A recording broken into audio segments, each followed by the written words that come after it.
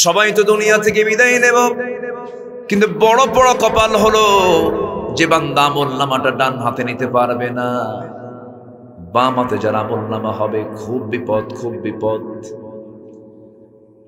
আমলনামা যদি ডান হাতে নেওয়া যায় বিশাল বড় ভাগ্য আমার, আর আমলনামা যদি বাম হাতে হয় বড় কপাল আমার। আমার বন্ধুগণ, আল্লাহ তাআলা কত ভয়ঙ্কর কিছু কিছু কথা বলেছেন। এক জায়গায় তিনি বলছেন, কি ভয়ঙ্কর আয়াত! কিছুক্ষণ আগে এক ভয়ঙ্কর আয়াত বললাম, খুব ভয় পাই আয়াতগুলো দেখলে পরে। আরেকটা আয়াত খুব ভয়ঙ্কর, দেখেন সূরাতুল আরাফ আয়াত নাম্বার 40। আল্লাহ রাব্বুল আলামিন বলেন, ইন্নাল্লাযীনা কাযযাবু বিআয়াতিনা ওয়াস্তাকবারু আনহা লা তুফাত্তাহু লাহুম আবওয়াবুস সামা ওয়া লা ইয়াদখুলুনাল জান্নাতা হাত্তা ইয়ালিজাল জামালু ফি সাম্মিল খিয়াত ওয়া কাযালিকা নাজজিল মুজরিমিন। জোরে বলুন আল্লাহু আকবার। আল্লাহ রাব্বুল আলামিন বলেন, নিঃসন্দেহে যারা কাযযাবু মিথ্যা প্রতিপন্ন করবে বিআয়াতিনা আমার আয়াতগুলোকে, ওয়াস্তাকবারু আনহা যারা অহংকার দেখাবে, লা তুফাত্তাহু লাহুম আবওয়াবুস সামা তাদের জন্য আকাশের কোনো দরজায় আমি আল্লাহ খুলবই না। আকাশের দরজা আছে না নাই বলেন? আল্লাহ তাআলা সে আকাশের দরজা খুলবেন ঈমানদারদের জন্য। জোরে করুন সুবহানাল্লাহ। লা তুফাত্তাহু লাহুম আবওয়াবুস সামা আকাশের দরজায় আমি খুলব না। এবং আরো শক্ত ভাষায় আল্লাহ রাব্বুল আলামিন বলছেন, ওয়ালা ইয়াদখুলুনাল জান্নাহ এরা কখনো জান্নাতে প্রবেশ করবে না, হাত্তা ইয়ালিজাল জামালু ফি সাম্মিল খিয়াত যেমন করে একটা সুঁয়ের ছিদ্র পথে উট প্রবেশ যেমন অসম্ভব, এই সমস্ত বান্দার জন্য আল্লাহর জান্নাতে যাওয়া তেমনই অসম্ভব। আমার ভাইয়েরা, কি ভয়ঙ্কর আয়াত আল্লাহ তাআলা বলেছেন।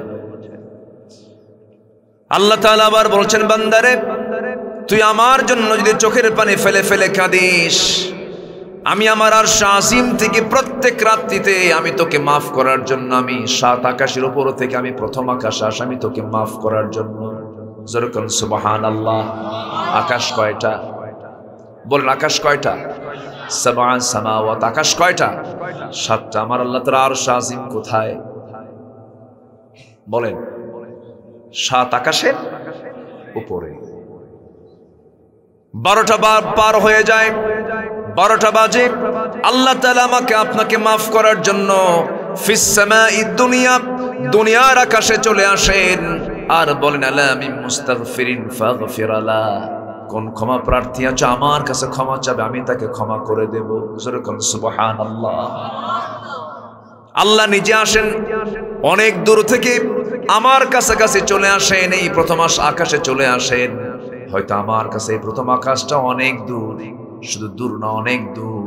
আল্লাহ তাআলা সে আরশ আজিমে অবস্থান তিনি করেন, আমি দুনিয়াতে অবস্থান করি, কিন্তু আল্লাহ তাআলার কাছে সব জ্ঞান আছে না নাই বলেন? আছে। কিন্তু আমি যেখানে আছি, ধরুন মৌলভীবাজার জেলার জড়ি উপজেলার এই হরিরামপুর গ্রামের মধ্যে আমরা বসে আছি। আমরা যেখানে বসে আছি এখান থেকে সোজা উপরের দিকে তাকালে আমরা একটা বিশাল আকাশ দেখতে পাই। এই আকাশের নিচে মহাশূন্যে মহান রব্বুল আলামিন সূর্য রেখেছেন, চন্দ্র রেখেছেন। চাঁদের দেশে মানুষ গেছে, চাঁদে যায় নাই? মানুষ গেছে। মঙ্গল গ্রহে মানুষ গেছে। মানুষ যদি বলে চাঁদ দেখলাম, মঙ্গল গ্রহ দেখলাম, তারকার দেশ দেখবো, সূর্যের কাছে তো যাওয়া সম্ভব না। সূর্যের তাপ আছে না নাই? সূর্য পৃথিবী থেকে 13 লক্ষ গুণ বড়। ওই সূর্যের চাইতে কিছু তারকা আছে, বেটেলজুইস, সুপারনোভা, আড্ডা নামক কিছু তারকা আছে। এক একটা তারকা সূর্যের চাইতে 33 কোটি গুণ বড়। মনে হয় বড় কম হয়ে গেছে? জোরে কোন না সুবহানাল্লাহ। আরো জোরে বলুন সুবহানাল্লাহ। মানুষ চাঁদ দেখলো, মঙ্গল গ্রহ দেখলো। মানুষ যদি বলে তারকার দেশে একটু দেখতে যাব, জোনাকির মতো মিটি মিটি করে জল আমাদের চোখে ধরা পড়ে সেই তারকা। পৃথিবীর সবচেয়ে নিকটবর্তী তারকার নাম হলো প্রক্সিমা সেন্ট্রাই। প্রক্সিমা সেন্ট্রাই নামক সেই তারকার দেশে যদি কোনো বান্দা যেতে চায়, পৃথিবীর কোনো যানবাহন নিয়ে চলবে না, বিমান দিয়ে চলবে না, হেলিকপ্টার দিয়ে চলবে না। চেষ্টা করা যেতে পারে নভোযান দিয়ে। অ্যাপোলো 11 নামে একটা নভোযান আছে, আপডেট লেটেস্ট, যার ঘন্টার গতি হলো ৩৯,০০০ কিলোমিটার। এই গতিবেগে যদি কেউ সেই অ্যাপোলো 11-এ চড়ে যদি সেই তারকার উদ্দেশ্যে রওনা দেয়, সেই সবচেয়ে নিকটবর্তী তারকার দেশ প্রক্সিমা সেন্ট্রাই যেতে সময় লাগবে ১,১৫,০০০ বছর মাত্র। যাবেন কোন দিন, বাঁচবেন কয়দিন?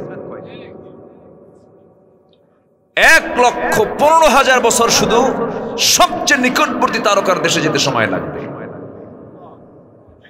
আল্লাহু আকবার, আরো জোরে আল্লাহু আকবার। সেই মহাশূন্যের মাঝে ছোট্ট একটা পৃথিবী, সেই ছোট্ট পৃথিবীর একটা ভূখণ্ড, একটা নির্দিষ্ট ভূখণ্ড, ছোট্ট একটা এলাকার একটু নেতা হইলে, একটু শাসক হলে, ক্ষমতা পাইলে, ওরে বাপরে বাপ কি হনুরে, কিছুই হননি আপনি। বহু রাজা মহারাজা বিদায় হয়ে গেছে। আসতে বলবেন না, জোরে বলুন ঠিক কিনা?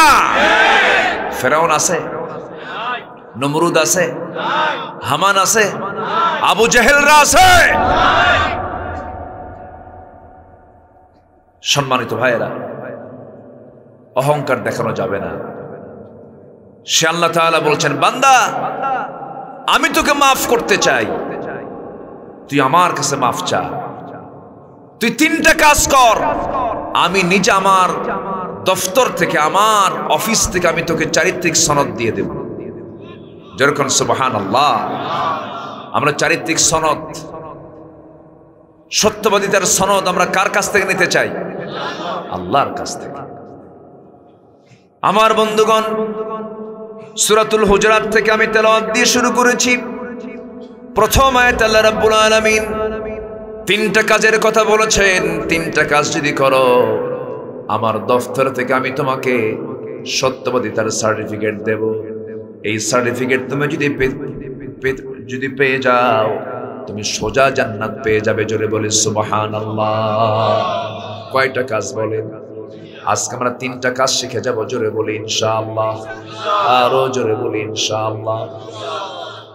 আল্লাহ রাব্বুল আলামিন বলেন, ইন্নামাল মুমিনুনা আল্লাযীনা আমানু বিল্লাহি ওয়া রাসূলিহি সুম্মা লাম ইয়ারতাবু ওয়া জাহাদু বিআমওয়ালিহিম ওয়া আনফুসিহিম ফি সাবিলিল্লাহ উলাইকা হুমুস সাদিকুন।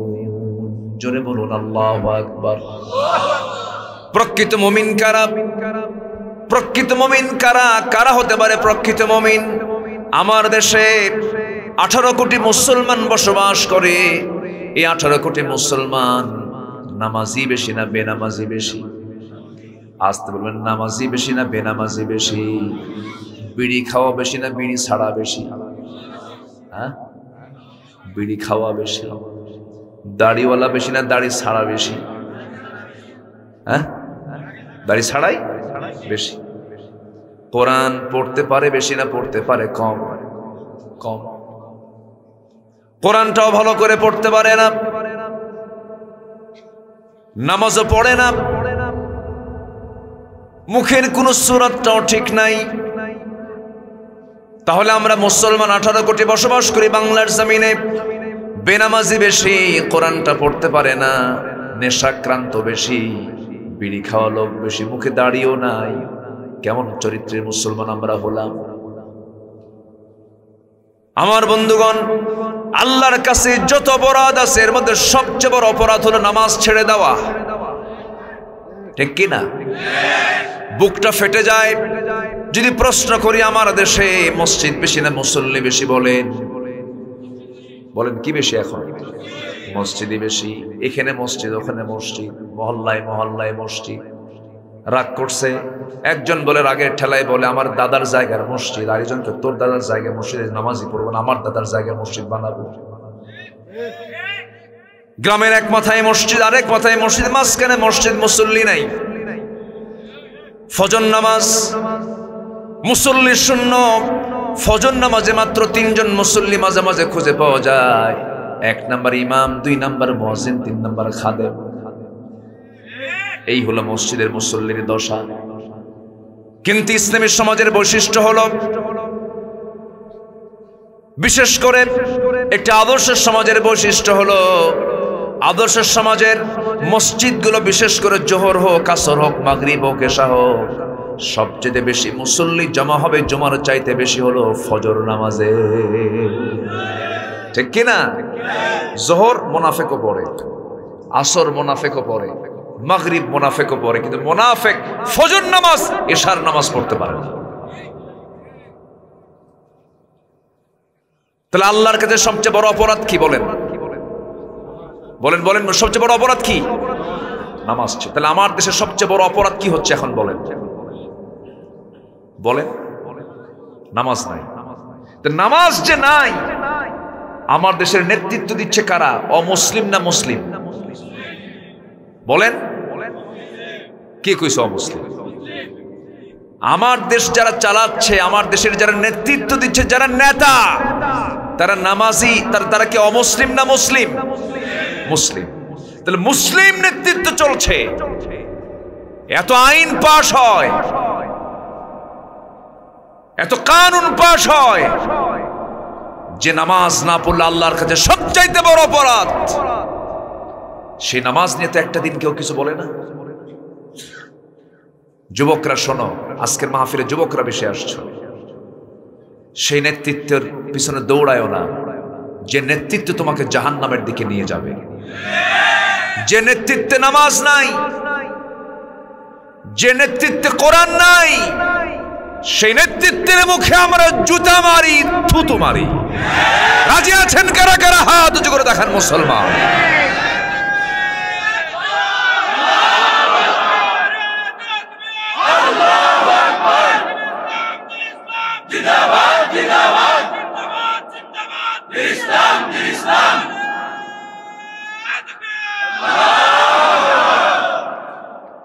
কষ্ট পেলেন নাকি? আজকে আমি সবাইকে একটা বিষয় অনুরোধ করব, যারা আসছি, জীবনে আর এক ওয়াক্ত নামাজ ছেড়ে দেব না। যুব সমাজ মাহফিলের ডাক দেয়, ম্যাক্সিমাম যুব সমাজ মাহফিলে যুবকরাই তো আয়োজন করে।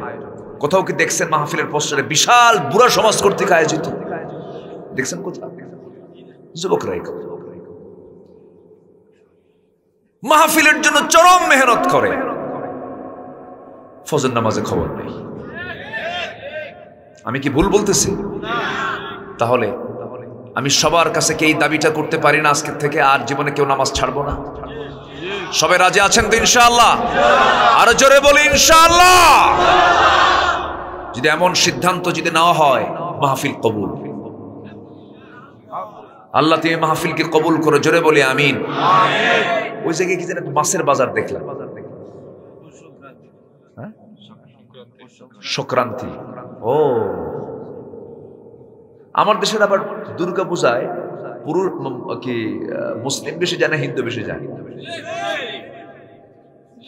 মুসলমানে বেশি যায়। নারিকেলের নাড়ু খায় বিসমিল্লাহ কয়া।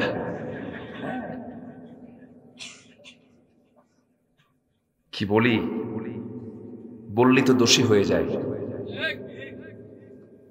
দোষী হই, মানুষের কাছে দোষী হই, কিন্তু আল্লাহর কাছে নির্দোষ থাকতে হবে। ঠিক কিনা?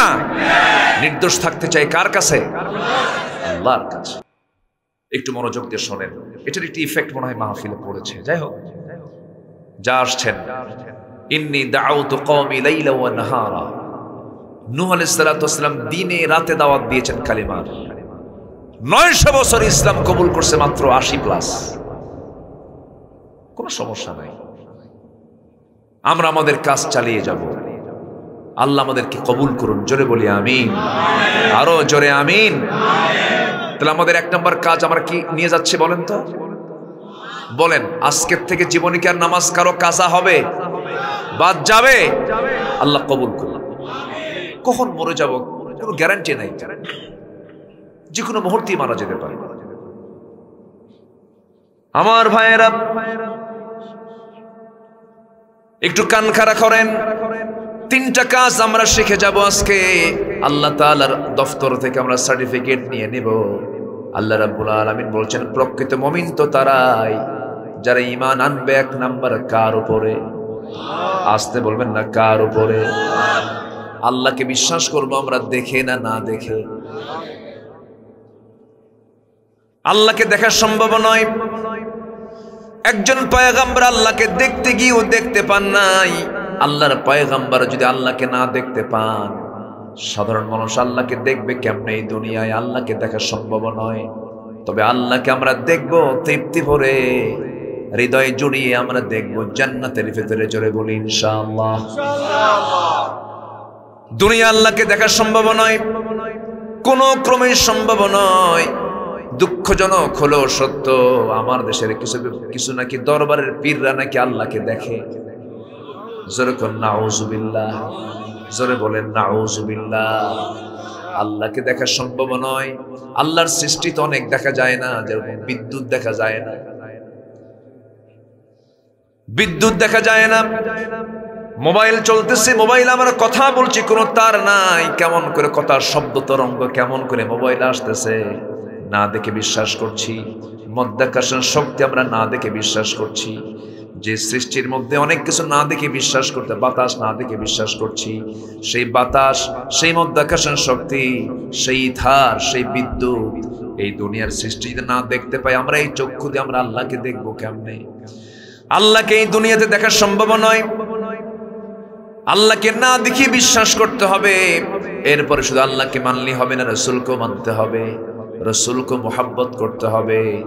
আমার বন্ধুগণ, এই দুনিয়াতে যদি আমরা আল্লাহ রাসূলকে যদি জীবনের চাইতে বেশি মুহাব্বত করে যেতে পারি, আমার আপনার মরার পরেই সেকেন্ড স্টেশন হলো কবর। কবরের পরেই হলো মিজান, পুলসিরাত। কিয়ামত শুরু হয়ে যাবে, মিজানের পাল্লা চলে আসবে, পুলসিরাত চলে আসবে। এই নবী আমার এমন নবী যে নবীকে প্রত্যেকটা স্টেশনেই দরকার। মরে যাচ্ছি, কবরে দরকার, কবরের পরে কিয়ামতে দরকার, হাশরের ময়দানে দরকার, মিজানে দরকার, পুলসিরাতে দরকার, হাউজে কাউসারে দরকার। রাসূল আমার বলছেন, ও আমার সাহাবীরা, কাল হাশরের ময়দানে তোমরা যদি আমাকে কোথাও না পাও, 3 জায়গার যে কোনো একটা জায়গায় তোমরা আমাকে পেয়ে যাবে। নাম্বার 1 হলো তোমরা আমাকে খুঁজবে হলো মিজানের পাল্লায়, সেখানে যদি না পাও তোমরা আমাকে খুঁজবে হলো পুলসিরাতের কাছাকাছি, পুলসিরাতেও যদি না পাও তোমরা আমাকে পেয়ে যাবে হাউজে কাউসারে। হাউজে কাউসারে তোমার সঙ্গে আমার যদি সাক্ষাৎ হয়ে যায়, জান্নাতের পেয়ালা দিয়ে হাউজে কাউসার থেকে পানি তুলে নিয়ে তোমাকে পান করায় দেব। জনমের মতো তৃষ্ণা নিবারণ হয়ে যাবে। আমি তুমি দুজন মিলে জান্নাতে একসঙ্গে প্রবেশ করব। জোরে কোন সুবহানাল্লাহ। সেই নবীর প্রতি মুহাব্বতের দরকার আছে না নাই? আসতে বলবেন না, আছে না নাই? আমার বন্ধুগণ, বুকটা ফেটে যায়। আমার দেশে বহু মুসলিম নামের কিছু নাস্তিক আছে, রাসূলকে নিয়ে বাজে কথা বলে, রাসূলকে নিয়ে বিরূপ মন্তব্য করে ফেলে। প্রায় বলে, আমরা প্রায় আমাদের কানে আসে, রাসূলকে নিয়ে বাজে কথা বলে, রাসূল নাকি জিনাকার। যেরকম নাউজুবিল্লাহ। রাসূল বিয়ে করেছেন একাধিক। এই ইঙ্গিতটা ছিল কার? বলেন, এই হুকুমটা ছিল কার? আসেন দোয়া করে দিই নাকি? হ্যাঁ, ওঠে কেন? এই যে ওঠেন, এই অনেকে বাইরে দাঁড়ায় আছেন, এলোমেলো ভাব আমি লক্ষ্য করছি। একটু বসেন, বসেন একটু। আর একটু সময় আমি কথা বলবো, খুব যে আমি কষ্ট দেব তা নয়, অনেক রাত হয়েছে। আমার ভাইয়েরা, রাসূল বিয়ে করেছেন কার অর্ডারে? আসতে বলবেন না, কার অর্ডারে? রাসূল প্রথম বিয়ে করেছেন কুমারী নারীকে না, বিবাহিতা নারীকে, বিধবা নারীকে বিয়ে করেছেন। আমার নবীর বয়সের 15 বছরের বড় একজন বয়স্কা নারীকে তিনি বিয়ে করেছেন। আমার আম্মা জান খাদিজাকে বিয়ে করেছেন আমার রাসূল। তার জীবনের যৌবনটা শুরু করলেন বিধবা নারীর পাশে দাঁড়ালেন। আমার নবীজির 24 বছর পার হলো, 50-এর কাছাকাছি বয়স যখন, তখন আম্মাজান খাদিজা দুনিয়া থেকে বিদায় নেবেন। সেই সময় রাসূলকে লক্ষ্য করে বলছেন, ইয়া রাসূলুল্লাহ, মনে হয় বাঁচবো না, দুনিয়া থেকে আমি বিদায় নিয়ে নেব। আমি জীবনে তেমন কোন আমল করতে পারি না ইয়া রাসূলুল্লাহ, আমি আপনার কাছে কোনোদিন কোনো কিছু চাই নাই, সব সম্পদগুলো আমি আপনার হাতে তুলে দিয়েছি। আমি আজকে আপনার কাছে কয়েকটা জিনিস চাই, কি চাও খাদিজা বলো? বলছেন, ইয়া রাসূলুল্লাহ, আমার জীবনে তেমন কোন আমল নামা নাই, কবরকে দারুণ ভয় পাই, কবরকে দারুণ ভয় লাগে আমার। ইয়া রাসূলুল্লাহ, মেহেরবানি করে সেই কবরে আমার লাশটা রাখার জন্য কাউকে দায়িত্ব দিবেন না, আপনি নিজে বিশ্বনবী আপনার বরকতি হাতে পিঠে বহন করে আমাকে কবরে রেখে আসবেন। নবীজি বলছেন, খাদিজার কি করব বলো? এবার বলছেন, ইয়া রাসূলুল্লাহ, কবরে মাটিতে দাঁড়ায়া থাকবেন, প্রশ্নকারী ফেরেশতা চলে আসবে, আমার তেমন যোগ্যতা নাই, মেহেরবানি করে আমার পক্ষ থেকে আপনি সালামের জবাবগুলো, প্রশ্নের জবাবগুলো দিয়ে দিবেন, আপনি আমার চেহারাটা কিবলামুখী করে দিবেন। রাসূল বলছেন, খাদিজা, তুমি আমার কাছে কোনোদিন মুখ ফুটে চাও নাই, আজকে তুমি যা বললাম তা অক্ষরে অক্ষরে পালন করব। আম্মাজান খাদিজা দুনিয়া থেকে বিদায় নিলেন, নিজের পিঠে বহন করে লাশটা কবরের দিকে নিয়ে চলে গেলেন। মাকবারায়ে মুআল্লাহ এখনো মক্কায় সাক্ষী হয়ে আছে। আমার নবজি মাকবারায়ে মুআল্লাতে নিয়ে চলে গেলেন, তিনি মক্কায় মারা যান। পর্দার বিধান আসার আগেই তিনি দুনিয়া থেকে বিদায় নেন। আম্মাজান খাদিজাকে কবরের শোয়া দিয়া কবরের মাটিতে দাঁড়ায় আছেন, নবজির কান্না থামে না। আমার নবজি এমন কোন দিন নাই যে দিন আমার রাসূল খাদিজার জন্য কাঁদেন নাই। সেই খাদিজাকে বিদায় দিচ্ছেন, কবরে দাঁড়ায় আছেন। ফেরেশতা জিবরিল বলছেন, ইয়া রাসূলুল্লাহ, আপনি কেন দাঁড়ায় আছেন? জবাব দেবার জন্য। এবার জিবরাইল বলছেন, খাদিজার জবাব দেবার জন্য কাউকে লাগবে না, খাদিজার জবাব দেবার জন্য আরশ আজিমের মালিক আল্লাহ তাআলাই যথেষ্ট। যে আল্লাহ তাআলা নিজে আম্মাজান খাদিজাকে সালাম দিয়েছেন, আল্লাহু আকবার বলেন। এত একজন দামি নারী, এত একজন দামি নারী, ভয় কিসের? কবরের। কিসের ভয় বলেন? কিসের ভয়? আর আমার দেশের কিছু মুরিদ আছে, বন্ড দরবারের মুরিদ কয়, পীরের তো মুরিদ হইছি, পীরের ঠ্যাং ধরে জান্নাত পার হয়ে জাহান্নামে যাব, যা তুই জাহান্নামে। লাইয়ান জুহাদুম মিনকুম বিআমালিহি, কোন বান্দা নাজাত পাবে না তার আমল দিয়া, নাজাত পাবে না তার আমল দিয়ে, নাজাত পাবে না, আমল দিয়ে নাজাত পাবে না। এক সাহাবী বললেন, ইয়া রাসূলুল্লাহ, ক্বালু আনতা, সাহাবীরা বললেন, আপনি কি? রাসূল বলেন, আমিও নাজাত পাবো না। ইল্লা আইয়াতাগাম্মাদানি আল্লাহ, তবে আল্লাহ তাআলা আমাকে রহমতের চাদর দিয়ে পরিবেষ্টন করবেন, আল্লাহ তাআলা আমাকে মাফ করবেন। জোরে কোন সুবহানাল্লাহ, জোরে বলি সুবহানাল্লাহ। সেই বিশ্ব নবীর প্রয়োজন সবার জীবনে আছে না নাই? বলেন, আসতে বলবেন না, আছে না নাই? আছে। আমার নবীজি খাদিজাকে বিদায় দিয়ে চলে আসলেন। আমার নবীজিকে বিয়ের অর্ডার দিলেন আল্লাহ রাব্বুল আলামিন। রাসূল নিজে বলেন, আমার খাদিজা যদি আমার জীবনের শেষ সময় পর্যন্ত থাকতো, আল্লাহ রাব্বুল আলামিন আমাকে দ্বিতীয় বিবাহের কোনো অর্ডার দিতেন না। অর্থাৎ এখান থেকে প্রমাণিত হয়ে গেল রাসূল যে বিয়েগুলো করেছেন সম্পূর্ণ অর্ডার ছিল কার? আসতে বলবেন না, কার? খাদিজাকে বিয়ে করেছেন হলো হাদিসকে সংরক্ষণের জন্য। আমার ভাইয়েরা, রাসূল তো বলেছেন, দিনের আলোতে আমি যা করি, রাতের আধারে আমি যা করি, সব মানুষের সামনে ওপেন করে দাও, কোনো কিছু আড়াল করে রেখো না। আমার নবীজির রাতের চরিত্র, দিনের চরিত্র সব মানুষের সামনে ওপেন ছিল, তার কাছে কোনো কিছু আড়াল ছিল না। কারণ আমার আপনার জন্য উত্তম আদর্শের মডেল বানিয়ে দেওয়া হয়েছে আমার রাসূলকে। লাকাদ কানা লাকুম ফি রাসূলিল্লাহি উসওয়াতুন হাসানা লিমান কানা ইয়ারজুল্লাহ ওয়াল ইয়াউমাল আখির ওয়া যাকারাল্লাহ কাসীরা। আমার বন্ধুগণ, সেই নবীজির বিরুদ্ধে আজকে কথা বলা হয়, নবীর বিরুদ্ধে মারাত্মক শক্ত কথা বলা হয়। আমার দেশে রুটিনর্কের মতো কিছু নাস্তিক বাচ্চারা, নাস্তিকের বাচ্চারা কিছু কুলাঙ্গার আছে না নাই? আচ্ছা, এত বিচার দেখলাম আমরা, এত আইন দেখলাম আমরা, রাসূলকে যারা গালি দিল আজ তাদের একটারও কোনো বিচার হয়নি।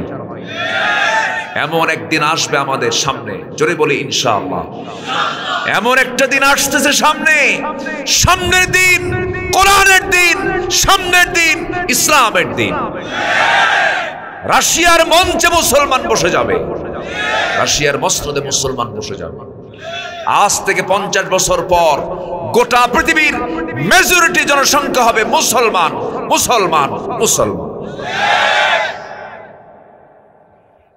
সম্মানিত ভাইয়েরা, আমাকে গালি দাও সহ্য করব, আমার বাপকে গালি দাও সহ্য করব, রাসূলকে গালি দিবি জিহ্বা টেনে ছিড়বো আমরা, ঠিক কি না? রাসূল আমার কলিজা, রাসূল আমার কি কলিজা। রাসূলকে সব জায়গায় লাগবে, কোনো উপায় নাই। এই জন্য আল্লাহ তাআলা যেখানে ঈমানের কথা বলেছেন, আল্লাহর প্রতি ঈমান, সাথে কার প্রতি? নবীর প্রতি ঈমান, নবীকে বাদ দেন নাই। ইন্নামাল মুমিনুনা আল্লাযীনা আমানু বিল্লাহি ওয়া রাসূলিহি, আল্লাহকে মানতে হবে, রাসূলকে মানতে হবে। সুম্মা লাম ইয়ারতাবু, সন্দেহ করা যাবে না। সাহাবায়ে কেরাম রাসূলকে কি পরিমাণ ভালোবেসেছেন। একজন সাহাবী, বিখ্যাত সাহাবী, তার নাম জাবির। সাহাবীর নাম কি? জাবির রাদিয়াল্লাহু তাআলা আনহু। নবীর সঙ্গে খুব তার তাআল্লুক ছিল, গভীর সম্পর্ক ছিল। আমার নবীজি মদিনার 10 বছর যুদ্ধ পরিচালনা করেছেন 86টা। কয়টা বলেন? 86। কয়টা বলেন?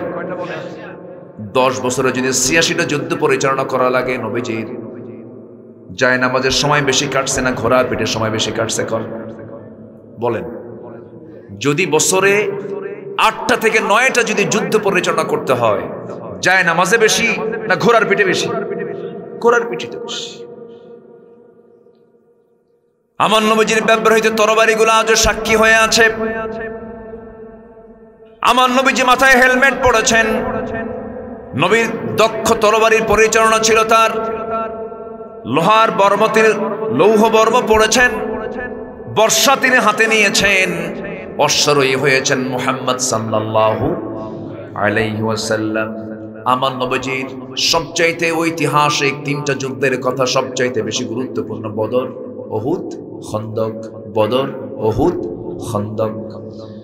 খন্দকের যুদ্ধ বিশেষ করে জাবির রাদিয়াল্লাহু তাআলা আনহু, নবীর প্রতি কি তার যত্ন ছিল দেখেন। রাসূলকে কি পরিমাণ তিনি ভালোবেসেছেন। নতুন সিরাতটা আমি এই ঘটনা বেশি বলি নাই। এই সিরাতটা আমার জীবন আলোচনাটা কম এনেছি, এবছর এই ফার্স্ট মনে হয় বলতেছি।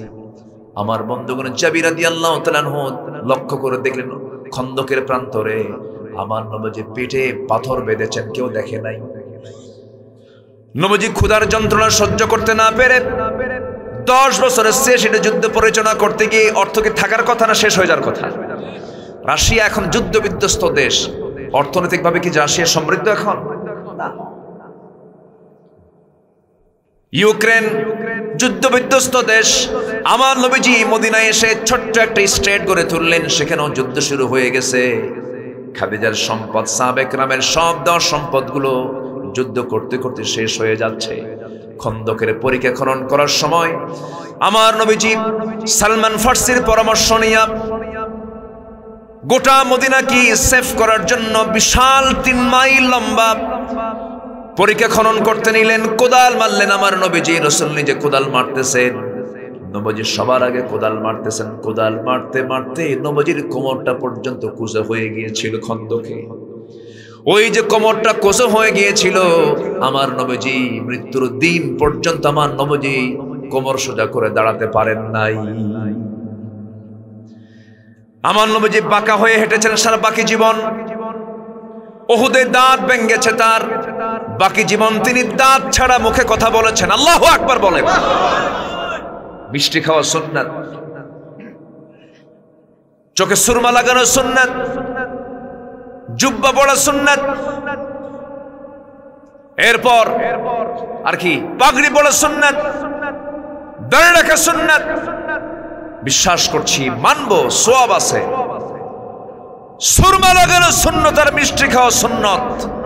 আর দাঁত ভাঙ্গা সুন্নত আর কোমর ভাঙ্গা সুন্নত এক হতে পারে না, পারে না, পারে না, ঠিক কিনা?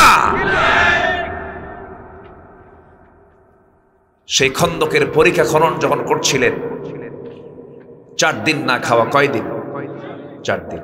আমার নবীজির দুটো টাইম সবচেয়ে বেশি কষ্টের গেছে। একটা হলো তায়েফে গিয়ে। কোথায় গিয়ে?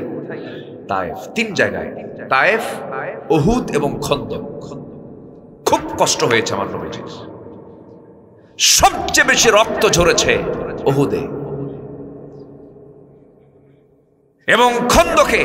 নবীজি চরম ক্ষুধার্ত, 4 দিন না খাওয়া। কয়দিন বলেন? 4 দিন। আমার নবীজি জুব্বার নিচে পাথর বেঁধেছেন পেটে, ক্ষুধার যন্ত্রণা সহ্য করতে পারছেন না। অনেকেই টের পায় না, কিন্তু জাবির টের পেয়েছেন। কে পেয়েছেন টের? জাবির রাদিয়াল্লাহু আনহু টের পেয়েছেন। টের পেয়ে দেরি করলেন না, সোজা বাড়িতে চলে গেছেন। বাড়িতে গিয়ে বলছে, বউ আমার শোনো, আমার নবীজি না খাওয়া ছোট্ট একটা ছাগল তো আছে, ছাগলটা জবাই করে দিয়ে গেলাম। ছাগলটা তুমি সুন্দর করে রান্না বান্না করো। আমার নবীর প্রিয় খাবার হলো কিছু রুটি, কিছু ছাগলের গোশত। বউ বলে দিল, জাবির শোনো, রাসূলকে একা কি বলে আসবা? জোরে জোরে বলবা না, কানে কানে বলবা। জোরে জোরে বললে সবাই জেনে যাবে। সবাই চলে আসলে কেমন করে মেহমানদারি করব? রাসূল যেন 2-1 জনকে সাথে নিয়ে চলে আসে। জাবির রাদিয়াল্লাহু আনহু নবীর সামনে চলে গেলেন, গিয়ে দাঁড়ালেন। দাঁড়িয়ে কানে কানে বলছেন, ইয়া রাসূলুল্লাহ, আমি আপনাকে টের পেয়েছি, আপনার পেটে পাথর বেঁধেছেন, খুব কষ্ট আপনার হচ্ছে। বাড়িতে ব্যবস্থা করেছি, আমি আপনার জন্য ছোট্ট একটা ছাগল জবাই করেছি, আপনি আমার বাড়িতে চলেন। আমার নবীজি দারুণ খুশি হলেন। খুশি হয়ে দাঁড়ায়া গিয়া সব সাহাবা একরামকে ডাক দিয়ে বলছে, ও সাহাবীরা, ও মুজাহিদরা, জাবির আমাদেরকে দাওয়াত দিয়ে গেল, চলো আমরা সবাই মিলে যাই। সুবহানাল্লাহ। বউ কি কইছে? একটু কানে কানে বলেন। এইদিকে রাসূল শুনে কি করলেন? সবাইকে দিলেন দাওয়াত। এটাই হচ্ছে নেতা। আল্লাহু আকবার বলেন। একা একা খেতে চাও, দরজা বন্ধ করে খাও। হ্যাঁ, যত রক্ত লাগে দেব, প্রয়োজনে লোক পাঠাবো, মাগার আমি যাব না। এই সমস্ত নেতৃত্বের মুখে জুতা মারা দরকার। আমার নবীজি বললেন, সাহাবী শোনো, তোমরা কি জানো জাবির দাওয়াত দিছে? আমার নবীজি সব সাহাবীকে নিয়ে, প্রায় 600 সাহাবী কিতাবে আসছে, নিয়ে চলে গেছেন। এই 5-6 কেজি ওজনের একটা ছাগল জবাই করছে বাড়িতে। জাবির রাদিয়াল্লাহু তাআলা আনহু বউয়ের সামনে গিয়ে দাঁড়ালেন। যখন শুনতে পেলেন, দেখতে পেলেন তার স্ত্রী, সব সাহাবী তার বাড়িতে জমা হয়ে গেছে। স্বামীকে ডাক দিয়ে বলে, স্বামী আমার, আস্তে আস্তে বলতে বললাম, আপনি জোরে বলছেন কেন? আমি তো আস্তেই কইছি, কাম হয় নাই। রাসূল সবাইকে দাওয়াত দিয়ে নিয়ে আসছে। আমার নবীজি বললেন, জাবির, তোমার বউটাকে বলে দাও যে পাতিলে ছাগলের গোশতগুলো রান্না হয়েছে, সেই পাতিল থেকে যেন তরকারিগুলো, গোশতগুলো যেন অন্য কোথাও না রাখে, তার মধ্যে যেন রেখে দেয়, ডেকের উপরে যেন রাখে। শুধু বিসমিল্লাহ যেন বলে। আস্তে করে সেখান থেকে রুটি আর বের করবে, আর গোশত বের করবে। এটাকে কখনো কোথাও অন্য কোথাও সে বাড়বে না, রাখবে না। এবার রাসূল বলছেন, শোনো, কাউকে দায়িত্ব দেব না, আমি রাসূল নিজেই দায়িত্ব নিলাম। নবীজি নিজেই বন্টন করা শুরু করলেন। 600 সাহাবী তৃপ্তি ভরে খেল। গোশত কমে নাই, রুটিও কমে নাই। জোরে বলি সুবহানাল্লাহ, আরো জোরে বলি সুবহানাল্লাহ। বরকত দেওয়ার মালিক কে? আরো বরকত দেওয়ার মালিক কে? বরকত চাইবো আমরা কার কাছে? রিজিকের ফয়সালা কার? কার ফয়সালা? আল্লাহর ফয়সালা। রিজিক তো আল্লাহর কাছ থেকে আসে। রিজিক নিয়ে যে বান্দা বেশি চিন্তা করে, তার ঈমানের সমস্যা। কি করে খাবো, কি হবে আমার? আসেন, এরকম আছে না বলার লোক? আছে। ওর হতাশ শয়তান থেকে আসে। কে চালাবেন? আসতে বলবেন না, কে চালাবেন? পৃথিবীর কোন প্রাণীর কিন্তু খাদ্য গুদাম নাই, খালি খাদ্য গুদাম কার আছে? মানুষের। সংকট বেশি কার? মানুষের। আচ্ছা, সংকট কি মানুষের যে খাবারের সংকট, এটা কি আল্লাহ করেছেন না বান্দা নিজেই করে? লক্ষ লক্ষ মেট্রিক টন খাবার পচায় ফেলে, সাগরে ফেলে দেয় রাজনীতিকে পাকাপোক্ত করার জন্য। বিশ্বের মোড়লরা আছে না, আছে না? বিশ্বের বহু দেশে না খেয়ে থাকে, ওরা খাবারগুলো পচাবে। আমেরিকা আমাকে বাঁচাবে না, ব্রিটেন আমাকে বাঁচাবে না, রাশিয়া আমাকে বাঁচাবে না, ভারত আমাকে বাঁচাবে না। আমাকে বাঁচাবেন কে? আমাকে বাঁচাবেন কে? আমাকে আল্লাহ রক্ষা করবেন। সম্মানিত ভাইয়েরা, রিজিক আল্লাহর পক্ষ থেকে আসে। টাকা পয়সার মালিক হলি যে আপনি সুখী তা নয়। গ্রামের লোক বেশি খায় না শহরের লোক বেশি খায়? বলেন তো। টাকা বেশি কাদের? শহরে। গ্রামের লোক খেতে বসলে প্লেট নিয়ে বসে না কি নিয়ে বসে? বল খেলাকে কি কয়? তাগড়া। কি কয়? তাগড়া। তাগড়া নাই বসে, বল নিয়ে বসে। আর শহরের ধনী মানুষ প্লেট একখান নিয়ে বসে, তাও ফাঁকি প্লেট, ফাঁকি, গর্ত নাই, ফ্ল্যাট। কি খাবে? ডাক্তার বলে দিছে গম 300 টাকা, চাল 400 টাকা, মিষ্টি সামান্য 200 টাকা। খা।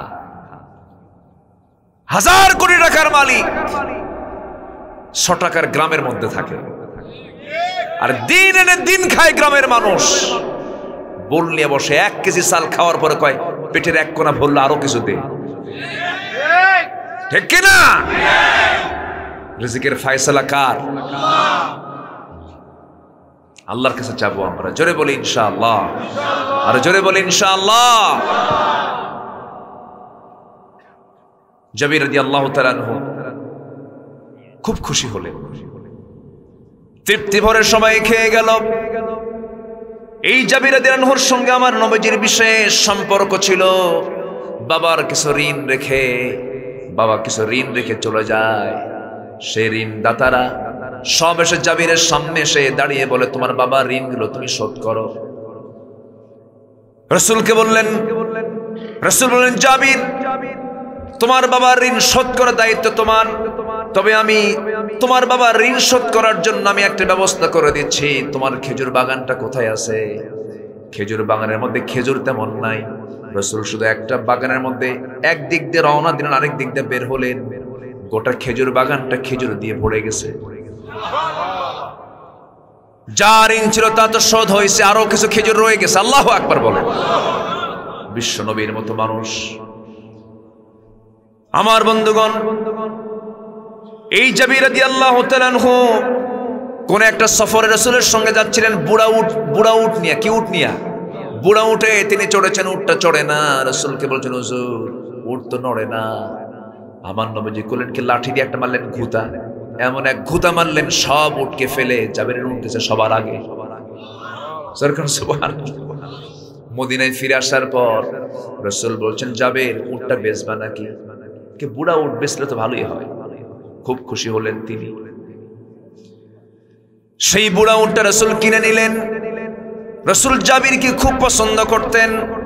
কিনে নেওয়ার পর বলছেন, জাবির এই উটটা আমি কিনলাম, তোমাকে টাকাটা দিলাম, উটও নেব না আমি, উটটাও তোমাকে আমি দান দিলাম, হাদিয়া স্বরূপ দিলাম, যাও। যেরকম সুবহানাল্লাহ। আমার বন্ধুগণ, এই দুনিয়াতে আমরা যখন চলবো ভালো লোকের সঙ্গে চলবো, জোরে বলি ইনশাআল্লাহ। সাহাবীরা সাহাবী হয়েছেন কার সংস্পর্শে এসে? বলেন, নবীর সংস্পর্শে এসে। আমরা এই দুনিয়াতে চলতে গিয়া ভালোর সংস্পর্শে থাকবো, ইমানদারের সংস্পর্শে থাকবো। যার একটা ভালো বন্ধু আছে তার চেয়ে বড় ভাগ্যবান মানুষ আর কেউ থাকতে পারে না। তাকওয়াবান বন্ধু কিয়ামতের দিনেও নিরাপদ।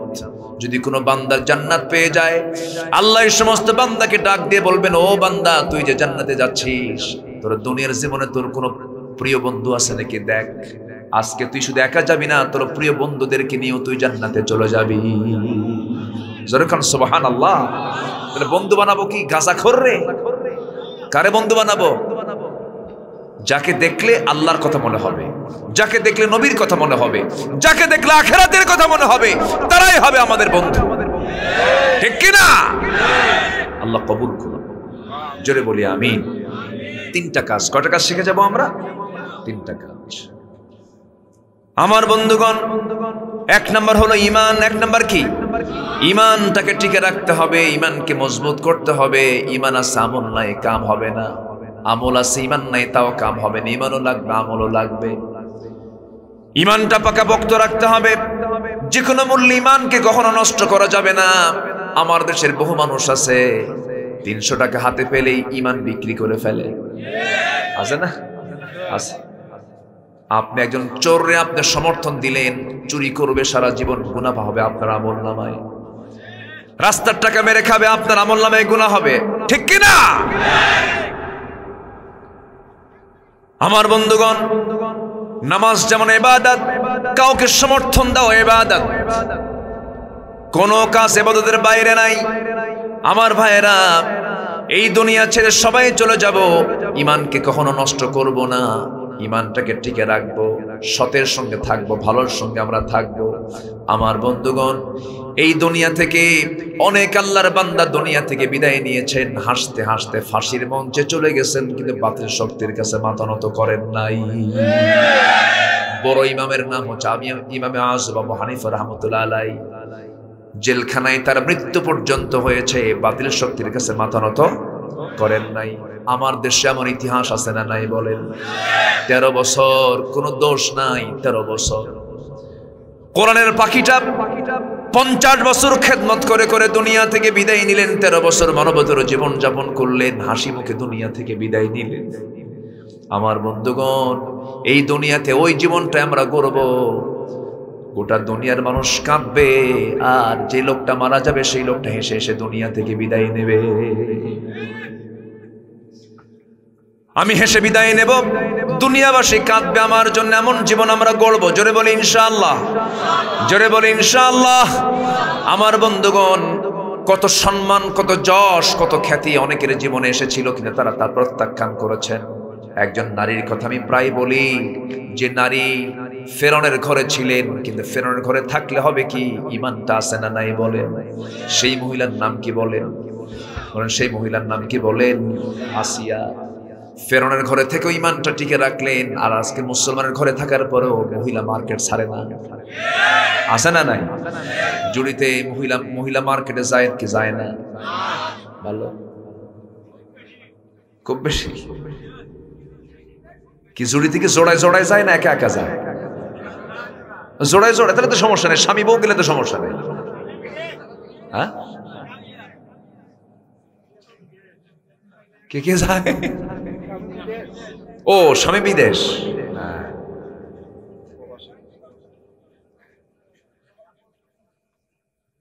মার্কেটে যান, সমস্যা নাই। স্বামীকে ধমক মেরে বলে, তুমি কি মার্কেট বুঝো? 300 টাকার শাড়ি 1000 টাকা দিয়ে নিয়ে আসতো, থাও, ঢং ঢং করে মার্কেটে চলে যায়। গায়ে কাপড় চোপড়ও নাই।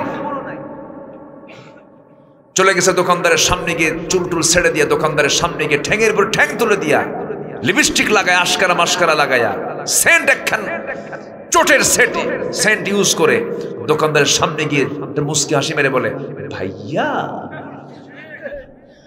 একটা শাড়ি দেখানো যাবে কি? দোকানদারও কম না, শাড়ি একখান বের করে নিজের গায়ে ডিসপ্লে করে বলে, আপা এই শাড়ি কিন্তু আপনাকে দারুণ মানাবে। ওটা আরেক বদমাইশ, আছে না নাই? এই নোংরামি গুলো করা যাবে না। আসিয়া ফেরাউনের ঘরে, ঈমান আছে না নাই? কিন্তু মানা যাবে না। কেন? কেন মানবেন না আপনি? আমার সিয়ার চলে যাবে। সিয়ারকে রক্ষা করার জন্য এমন বক্তব্য দেওয়ার মতো মানুষ এখনো আছে না নাই বলেন? আসতে বলবেন না, আছে না নাই? রাতকে দিন করছেন, দিনকে রাত করছেন ক্ষণিক জীবনের জন্য। না না, এগুলো করা যাবে না। অসৎ পন্থা অবলম্বন করা যাবে না, প্রতারণা করা যাবে না, ধোঁকাবাজি করা যাবে না। শেষ পর্যন্ত আসিয়া আলাইহিস সালাতু ওয়াস সালাম ফেরাউনের তোপের মুখে পড়ে গেলেন। ফেরাউন চূড়ান্ত সিদ্ধান্ত নিল তাকে দুনিয়া থেকে বিদায় করে দেবে। জল্লাদকে ডাকলো, হাতের মধ্যে করাত তুলে দিল। আসিল সালামের 2 হাত বেঁধে ফেলা হলো, 2 পা বেঁধে ফেলা হলো, চোখ বন্ধ করে ফেলা হলো। এমন সময় করাত যখন তার কপালে না হলো, ইবনে কাসির সহ অধিকাংশ তাফসীর আসছে ওই সময় আসিল সালাম অত্যন্ত গুরুত্ব দিয়ে মনোযোগ দিয়া বুকটা উজাড় করে দোয়া করছেন কার কাছে? আল্লাহর কাছে। আল্লাহ তাআলা তার দোয়াকে এত সুন্দর করে কবুল করে নিয়েছেন। তার দোয়াটা আল্লাহ রাব্বুল আলামিন কিয়ামত পর্যন্ত মানব জাতির জন্য তার দোয়াটা কোরআনের মতো কিতাবে কোট করে দিয়েছেন। তার কিতাব হলো তাওরাত। আর আসিয়ার দোয়াটা চলে আসছে কোথায়? কোরআনে। কি সুন্দর করে দোয়া করছেন, রব্বি বিনিলি ইনদাকা বাইতান ফিল জান্নাতি ওয়া নাজ্জিনি মিন ফিরআউনা ওয়া আমালি। আল্লাহ তুমি আমাকে বানায় দিবা ইনদাকা তোমার কাছে। আল্লাহকে বলছেন ইনদাকা তোমার কাছে, বাইতান একটা ঘর, ফিল জান্নাত জান্নাতের মধ্যে। তুমি আমাকে এমন একটা ঘর আমাকে দিবা, বড় জান্নাত লাগবে না, ছোট্ট একটা ঘর দিবা। কিন্তু সেই ঘরটা হওয়া চাই তুমি আল্লাহ তোমার ঘরের সাথে, তোমার ঘরের দেওয়ালের সাথে। জোরে বলেন সুবহানাল্লাহ। কি সুন্দর করে দোয়া করলেন, সেই দোয়া মঞ্জুর হয়ে গেল। আসসালাতু ওয়াসসালাম ঈমানকে রক্ষা করতে গিয়া পরিবার ছাড়লেন, স্বামী ছাড়লেন, দুনিয়া ছাড়লেন, সম্মান ছাড়লেন, ক্ষমতা ছাড়লেন, তবুও তিনি ঈমান হারা হলেন না, ঈমানটাকে টিকে রাখলেন। জোরে বলেন সুবহানাল্লাহ। আমার ঈমানটাকে টিকে রাখবো, জোরে বলি ইনশাআল্লাহ, জোরে বলি ইনশাআল্লাহ। নাম্বার 2 হলো সুম্মা লাম ইয়ারতাবু, যারা সন্দেহ করবে না, ঈমান আনার পরে যারা সন্দেহ করবে না। সন্দেহ তখনই আসবে না যখন আমরা কোরআনটাকে বেশি করে পড়ব। কোরআনটা বেশি পড়লে পরে জানা বেশি হয়ে যাবে। কোরআন যে বেশি জানবে সে কখনো সন্দেহের মধ্যে পড়বে না। কোরআন পড়বো আমরা বেশি বেশি, জোরে বলি ইনশাআল্লাহ, আরো জোরে বলি ইনশাআল্লাহ। 3টা কাজে কোনো লস না। একবার আল্লাহর কালাম তেলাওয়াত করা, ইন্নাল্লাযীনা ইয়াতলুনা কিতাবাল্লাহ ওয়া আকামুস সালাহ ওয়া আনফাকু মিম্মা রাযাকনাহুম সিররান ওয়া আলানিয়াতান ইয়ারজুনা তিজারাতান লান তাবুর।